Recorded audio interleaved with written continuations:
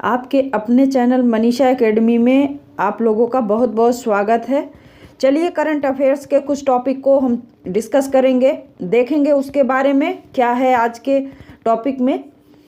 तो चलिए स्टार्ट करेंगे। ये एशियन इंफ्रास्ट्रक्चर इन्वेस्टमेंट बैंक, इसके बारे में देख लेते हैं। बीजिंग स्थित एशियन इंफ्रास्ट्रक्चर इन्वेस्टमेंट बैंक, जिसको एआईआईबी कहा जाता है, के द्वारा कहा गया है कि वह रूस और बेलारूस में सभी परियोजनाओं की समीक्षा कर रहा है। यह कदम यूक्रेन पर रूस के आक्रमण को लेकर कई देशों द्वारा रूस पर लगाए गए व्यापक प्रतिबंधों और अन्य वित्तीय उपायों के बीच आया है। एआईआईबी एक बहुपक्षीय विकास बैंक है जिसका उद्देश्य एशिया में आर्थिक और सामाजिक परिणामों में सुधार करना है। एआईआईबी का मुख्यालय बीजिंग, चीन में है। एआईआईबी की स्थापना कब हुई थी? तो इसकी स्थापना हुई थी 16 जनवरी 2016 में। एआईआईबी में 105 सदस्य हैं।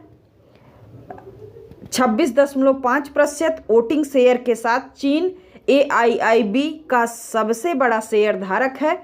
भारत 7.5% के साथ दूसरा सबसे बड़ा शेयर धारक है। इसके बाद रूस है जिसके पास 5.97% वोटिंग शेयर हैं। बेलारूस भी इसका एक सदस्य है, अर्थात चीन पहले नंबर पे है शेयर धारकों में। चीन पहले नंबर पे है, दूसरे नंबर पे भारत है और तीसरे नंबर पे है रूस। बैंक की सभी शक्तियां बोर्ड ऑफ गवर्नर्स में निहित हैं, जो इसकी करार की शर्तों के तहत सर्वोच्च निर्णय लेने वाली संस्था है। बैंक का नेतृत्व चीन के जिन लिकून कर रहे हैं, जिन लिकून जो है ये नेतृत्व कर रहे हैं इस बैंक का। भारतीय रिजर्व बैंक के पूर्व गवर्नर उर्जित पटेल बैंक के उपाध्यक्ष हैं। तो अध्यक्ष इसके कह सकते हैं, नेतृत्वकर्ता जिन लिकून हैं जो कि चीन के हैं, और गवर्नर जो रह चुके हैं भारत के भारतीय रिजर्व बैंक के, तो उर्जित पटेल इसके क्या हैं? उपाध्यक्ष हैं। तो ये इम्पोर्टेंट टॉपिक था। आगे चलते हैं। अगला हमारा टॉपिक है जम्मू में ग्राम रक्षा समितियां। तो जम्मू में जो ग्राम रक्षा समितियां हैं वो चर्चा में क्यों हैं, इसको देख लेते हैं। केंद्र सरकार आतंकवाद से लड़ने, हाईटेक हथियार उपलब्ध कराने और सदस्यों को समान वेतन सुनिश्चित करने के लिए जम्मू में ग्राम रक्षा समितियों, जिसको बीडीसी कहा जाता है, को फिर से स्थापित करेगी। बदले हुए नामकरण के साथ बीडीसी को फिर से स्थापित किया जाएगा। उन्हें अब ग्राम रक्षा समूह कहा जाएगा।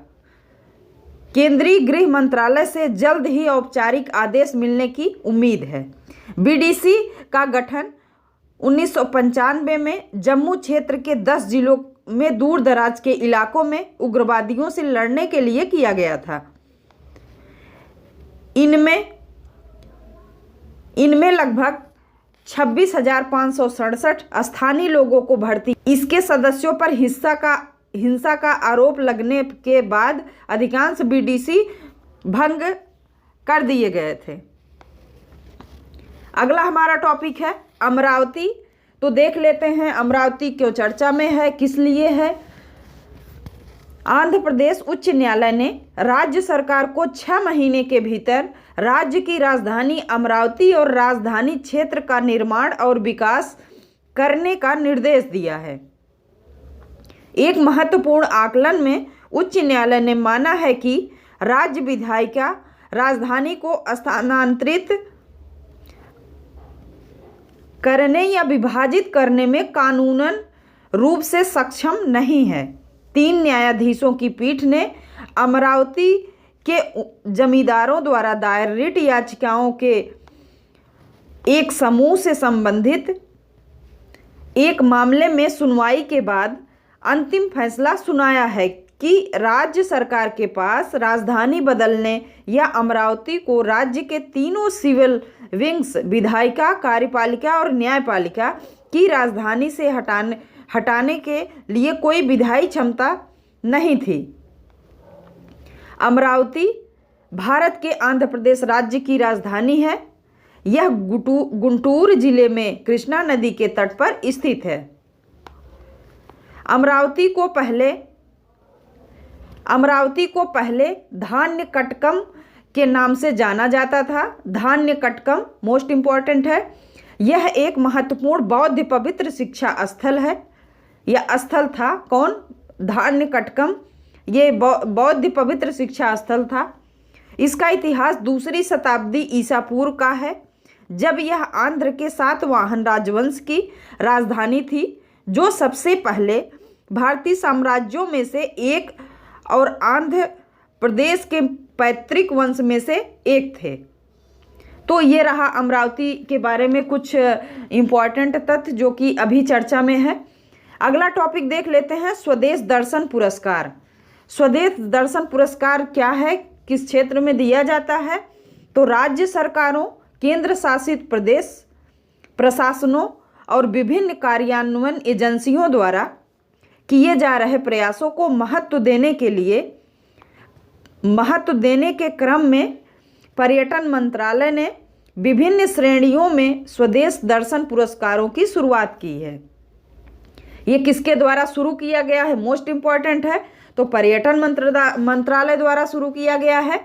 ये पुरस्कार योजनाबद्ध उद्देश्यों की उपलब्धि, अभिनव पहल, योजना, डिजाइन और संचालन में स्थिरता संबंधी सिद्धांतों को अपनाने, कुशल परियोजना निगरानी, आसपास के क्षेत्र के विकास में निजी निवेश को आकर्षित करने की क्षमता, मनोवांछित संचालन और रखरखाव आदि सुनिश्चित करने के लिए किए गए प्रयास सर्वोत्तम तौर तरीकों को प्रदर्शित करेंगे। सबसे पहले पर्यटन मंत्रालय ने निम्नलिखित श्रेणियों के तहत प्रविष्टियां आमंत्रित करने का निर्णय लिया है। तो मंत्रालय द्वारा किसको किसको ये प्रविष्टियां आमंत्रित किए हैं, किसको शामिल किया गया है, तो इसको देख लेते हैं। पहला जो है सर्वश्रेष्ठ टूरिस्ट इंटरप्रिटेशन सेंटर, दूसरा है सर्वश्रेष्ठ लॉग हट सुविधा, सर्वश्रेष्ठ MICE सुविधा, सर्वश्रेष्ठ कैफेटेरिया, सर्वश्रेष्ठ क्राफ्ट हट स्मारिका शॉप की सुविधा, सर्वश्रेष्ठ साउंड एंड लाइट शो। अगला है सर्वश्रेष्ठ तटविका, समुद्र तट, नदी, झील आदि।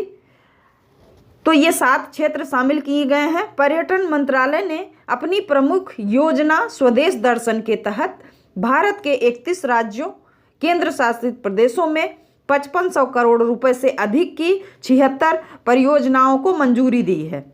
इस योजना के तहत